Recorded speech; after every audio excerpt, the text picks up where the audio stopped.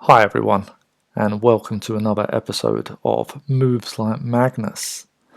Now today's video is going to be for beginners and lower intermediates, and it's about keeping your queen safe. So this is a position from one of my own games actually, and I'm playing as with the black pieces, and I notice in this position that white's queen is kind of boxed in this area. There's no real escape routes, and it doesn't have many, if any, safe squares. So I'm thinking if I can just attack this queen, then I might end up winning the queen, or at the very least causing white some real damage to its defense. In an ideal world, I just want to play the knight to h5, which attacks the queen. But I can't do that because of the bishop on this diagonal. So if I do that, the bishop's just going to take my knight.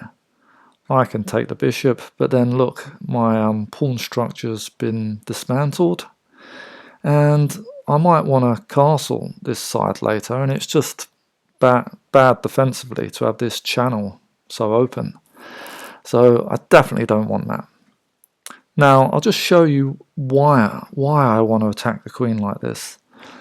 Say for example I play a move like I capture the pawn on c4, and instead of capturing this pawn with the knight, let's say white captures with the bishop, and now it's gone from this diagonal, so I can move the knight to h5, and you'll see that the queen is under attack, and almost every square that it goes onto, you know, I can capture it.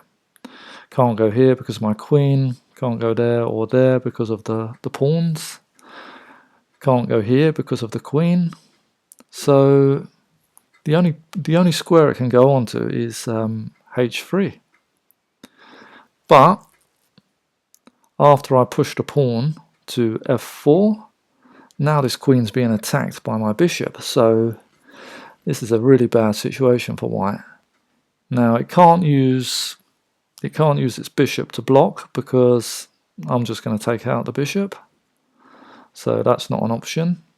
So the only thing white can really do is to play pawn to g4, which blocks the attack on the queen. But because of the en passant rule, I can capture this pawn, and now the queen's still being attacked. So at least the white queen can now escape to, you know, g2 or f1, but you know, I can take the pawn on h2, and after white captures, you can see that I've completely dismantled white's defense here, and this is a really bad position for white. So all that just because the queen didn't really have an escape route, and I just hope that shows how important it is to keep the queen safe. But anyway, obviously that's just a theory. At the moment the bishop is blocking that from happening. So I do need to find a way to move the bishop from this diagonal. And the idea that I had was not to take this pawn out, because I think there's a strong possibility that white would capture with the knight instead of the bishop. So instead I played knight takes the pawn on b4, with the idea for my knight to later go to d3. If it did go to d3, then it's attacking the bishop. Now that would be a big problem for white, because this bishop is defending the knight from my rook. Knight doesn't really have anywhere to go at the moment. There's no, it can't really move it anywhere safely. So it's relying on this bishop to defend it.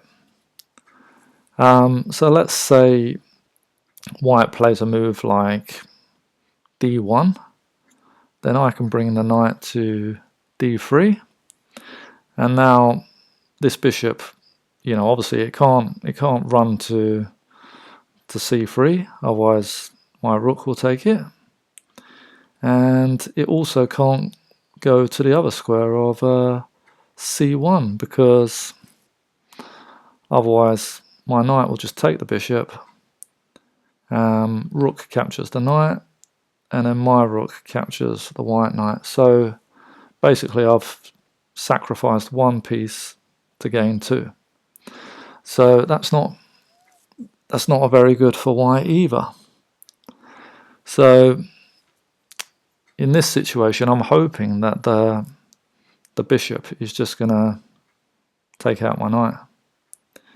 And if that happens, then I'm free to attack this queen. But anyway, to my surprise, that's not what happened at all. I did move my knight here, but the next move was queen to f4, and I couldn't understand this move at all. Really a big surprise, because now when I move my knight to d3, I'm forking the queen and the bishop.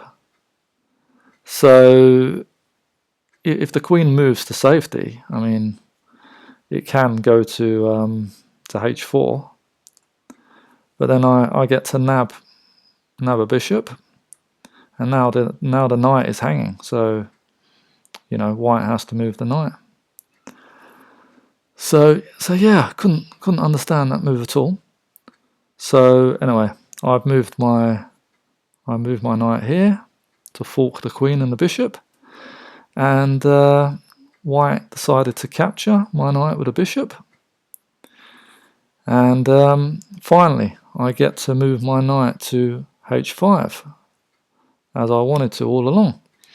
But now, because the queen is on f4, there's no way it can get to h3. So there's no safe squares for the queen. It's gone.